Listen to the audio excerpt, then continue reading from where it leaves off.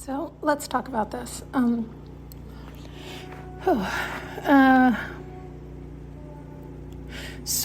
I really don't know how to say all this.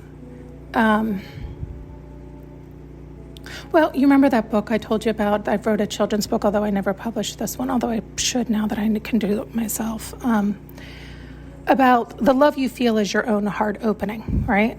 So we call it unconditional love when you can reach that point. So it's like, or I've shared it with you, like the Tootsie Pop, how many licks to get to the center? It's kind of like that for all of us. How many layers do you have to shed? How much bullshit do you have to release? How many ties, lies binding you down? How much belief system that isn't even yours is weighing you down? And so you have to do that work if you want to feel unconditional love. But the unconditional love that you feel is from inside of you. It's like you've got to the core, you've got to the center of you. And most people can't reach it because as you reach it, as you go within, as you shed the layers, it's the most bliss you've ever felt. So every time you hit that new layer, you're like, oh my God, this is it. And then you find the new condition that layer has, and you got to shed that. And you do this, you could do this forevermore. God knows how many lifetimes some people take. And so it's like we end up thanking the universe because the universe is our mirror. So within, so without, as above, so below, all this. Language you hear, it's a mirror. You understand it that way, I hope, if you've been following, if you care for my understanding and belief. And so it is tricky and choppy because sometimes people think they're operating from their heart, but they're really operating from their ego, and their ego wants to protect them, so their ego's kind, so then they'll seek that out, then they'll prove themselves right, even though they don't really want to be right there, but they can't bust through that illusion or see that. So all these things occur. And nonetheless, when you see the mirror, when you get to the core of you, it's like we're calling it unconditional love. And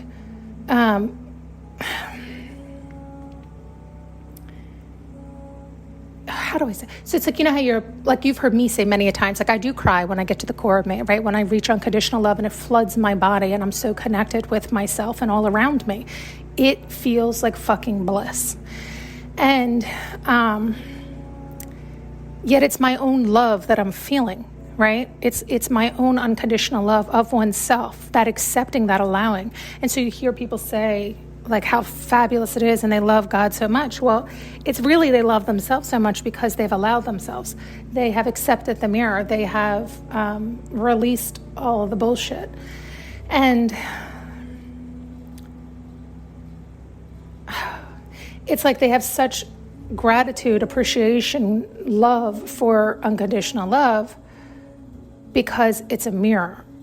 So you're feeling the love that you've offered yourself. You have forgiven yourself there. And you previously could not imagine that could be forgiven. You couldn't imagine that. And you had finally reached that level where you had finally released it. You had finally let go of it. And you have finally freed yourself. And our little minds like to attribute that to outside of us. And yes and no, right? Because unconditional love is, in my definition, it's all an energy, all of it is, but it's the highest energy, it's the outermost reach, it's the best, which could also be said within oneself, it's the innermost core. So all the way in, all the way out, and all's connected, and all is one. And it's like we're all a piece of this, we're all a part of this. Each one of us individually is everything and nothing, right? It's like you can contain all of it and you can choose to resist it. It's the free will card. And but most people don't recognize that they're pulling that card, using that card. They claim they're not and they don't want the resistance. But that's the work to be done. And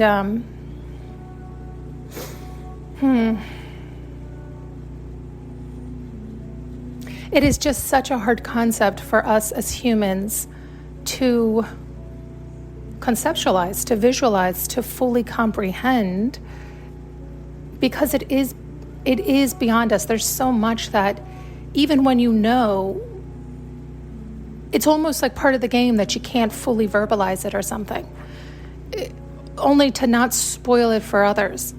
And yet you want to get out as much as you can co-creating because you want everybody to understand so they can get on board. It's like you recognize so many people aren't on that board, not because they don't want to be, it's because they don't understand and they're being led astray. And unfortunately, it's also by choice because they're choosing to follow what they believe is the right thing to follow because that's what they were always told. And so it's fear-mongering. They're scared to leave that belief.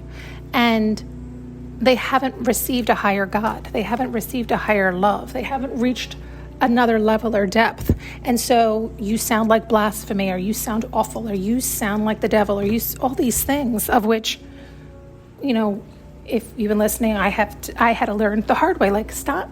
Who are you helping? You're claiming they're not capable, they're not choosing, they're not whatever. And so it's always a fine line. The fine line being, do you. Be love, beam love. Do what you enjoy and love. But don't share it with others. But it is, don't force it down other people's throats. And don't offer it to those that aren't asking. It is kind of like this. Just put out your art. What is it? They're showing the baseball field. If you build it, they will come. That movie. So it's kind of that idea where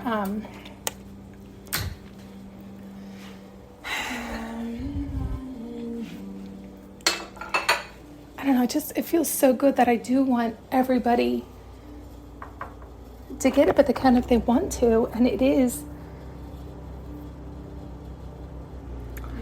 like good and bad, right? Like, in other words, I get excited and want to share with others, so I do it just this way. So it's like you can tune out any moment. And I also know that it can burn and sting and it's been the challenge of my life to release beliefs and forgive myself for tying myself up in those beliefs for so long, keeping myself captive for so long, by choice, by repeating that belief. And they can legitimately feel like torture at times. And I feel like there's no way out of that. You do have to go through that. And so you also recognize, why, I hate to say it, but it's like why some people give up. Where I hate to say it that way because I'm like, I don't want to think that you give up on yourself, but and I don't think they look at it like giving up on themselves. It's like they just want to spend their time in other ways because that way is too challenging, in which case I think that's the wise thing to do. Because ultimately it does boil down to have fun. It's sometimes they show it this way where it's like, they show it both ways. They show it like we are literally worker bees. They show it like we're down here to live and discover what we'd prefer. And that is literally how we evolve. Literally, that is how we evolve. But we're worker bees. So we never actually get to enjoy the evolving to what we desire until we all get there. That's why we all keep coming back. We all keep coming back to work towards the ideal version for all of us. And if we all ever got to the ideal version that happened to be in complete and utter harmony, then we wouldn't have to keep going and coming back. We would then live in bliss because we were able to learn how to do that. That said, we are living in perfect balance and harmony. And it's hard for us to accept that or realize that when we are so in our ego or in our individual selves. And so that duality can be very challenging. And then they've also shown it like, here is the break. So it's like both. It shows it sometimes like we're the worker bees, and then sometimes it shows us as, it shows it mostly as that. But I feel like they've shown it another way where it was like, I think it's like, yes, we're the worker bees, but it's meant to be the most blissful time of our lives because we enjoy being little busy bees. We enjoy being productive it's like in our nature to do such. I've shared that with you before. It's like you could have everything in the world, but if you don't have a purpose or a reason to get up and live, then you're helpless and hopeless. Then you fall into despair and depression. Like, think of all the people you know that are well off. I mean, well better off than any of us. Like, just have gobs of money, but they're not happy because of that ache inside, right? Like, they've done it all, seen it all, said it all, had it all, been it all. It's like they can't seem to find that new spark. There's nothing left to excite them and delight them in what's their truest heart's desire, right? So this is why they end up turning to numbing devices, drugs, alcohol, masking, costumes. It's like ways to avoid feeling, because the real feeling they have is a deep ache and pain because they're not, it's almost like following their soul's purpose, but they can't seem to discover it, so they just numb out instead and waste away. They give up on themselves. They stop trying. And again, it's like you can't necessarily blame them when you hear it from this angle. Yet, I'd rather you give up in that just go be happy, stop having the expectations of how it's supposed to be, because unfortunately we don't get that option. And that was the other thing. It's like, you know how you've always heard you don't get to decide how? I don't know if you've heard that or not, but a lot of times that's like a rule. Like, you'll hear that like from a lot of spiritual teachers, that you're supposed to just decide how you want to feel, but you don't get to decide how you get there or how it'll arrive or what package or what form. Your goal is to just focus on the feeling it ignites within your body to call it forth. And unfortunately, a lot of people don't realize where they're vibrating, what their real intentions are, how they really feel. Their ego will lie to them, con them, convince them. So they're just lying to themselves. They're covering up their truth, all these things. And so then horrific things will happen. But it's like, well, because you were vibrating at a horror field. You were vibrating at a field of terror, of fear, of upsetness, of unworthiness, of this sucks, I hate this. And so that's what you drawed near. And you don't get to decide how. And so when you can hear it that way, it's like, holy shit, because it's true, but it's a hard pill to swallow. And so it's the idea is to force you to be conscious. It's the idea is to force you to choose consciously. Stop going with whatever fucking flow is around you. Because if you're surrounding yourself with other people that are afraid and bitching about being afraid and bitching about everything, you are likely to match their vibration sooner or later. And so, and why fight it? Like, why stay and try to turn everybody in your favor if you have found it fruitless, right? It's like you find yourself always slipping. Then you have to be able to honor and love yourself enough to choose your location, your thoughts, your feelings, your emotions you're evoking, what you're emitting, because that is what's coming towards you.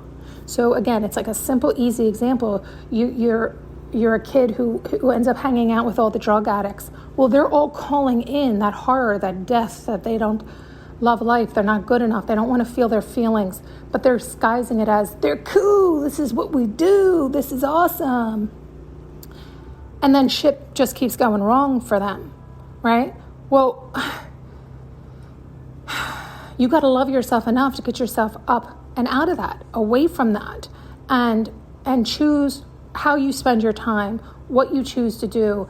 And I know at some point, like, you know, as children, you only have so much room, like so much wiggle room, meaning you are under the leash and guise, steering of your parents to a certain point. And so it's like, yes, don't buck that current either. Just do what you need to do, but in your spare time, even if it's just sleeping, you need to dream the dream that feels amazing for you.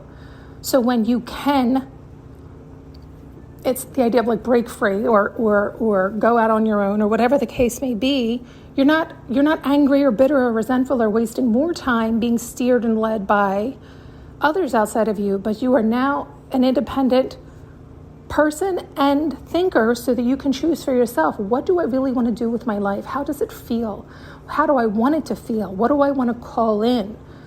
And am I harboring anger, resentment, hurt, pain, frustration, all these things that, you know, it's like The universe really does want all of us to be happy. And there's a lot of people that aren't, because they aren't taking a look at why they're angry or why they're upset or why they're in pain or why they're bitter or why they're resentful or why they think life isn't fair. They're not willing to take a look at that. They'd rather just continue to repeat that rhetoric. And in repeating that rhetoric, that's what they continue to get. And so then they continue to prove themselves correct, that life sucks. And so it's like they can't get out of that loop, and they can't get out of their own way. And they've gotten to the point of being so angry, they don't want to get out of their own way. And so you can spend your life arguing with them, or you can leave them where they're at and go love your life. And yes, that can be really hard when maybe that's all you've ever known, who you've ever known. And so you have to leave it all behind and love yourself more. But that's the choice. Otherwise, you can go out bitching and complaining too. Well, if I didn't have to, you didn't. You chose to. But you had the belief you had to because that's what they told you to. Well, you have to. But you chose to. I know it's a hard pill to swallow. I know it. And people will justify out the wazoo and give you all the reasons in the world. And they have every right to. And you have every right to love you and live and lead the life that feels best for you. But you have to be honest with yourself, and you now have to get through your excuse book and crack open your own heart, because that's the love you'll feel. So if whatever level of love you're used to is as far down as you've gone, and you might have even gone down further, but you continue to not love yourself enough to honor yourself. So you've surrounded yourself with people who hate themselves because you're still at a level of love where you believe you're supposed to be a martyr. You're supposed to give away all your efforts and all your hard work to love and honor yourself to those that can't. That those that can, but they choose not to. So then you're choosing to give it to them. Do you see how that works? It can be mind-blowing because people don't want to accept or believe that, because it sounds what we have deemed as harsh, right? But we have believed that that is wrong. We are to lay down our lives for others who cannot. And granted, there is a fine line. There are people who truly are in states or situations where they cannot, and I consider them babies or the really old, right? But everybody in between, they're consciously making their choices, and it's hard. But you have to, it's like pick up your bootstraps or not. But it's your choice. Thanks so much for tuning in and listening. You can now purchase an audio journey with me using the link below.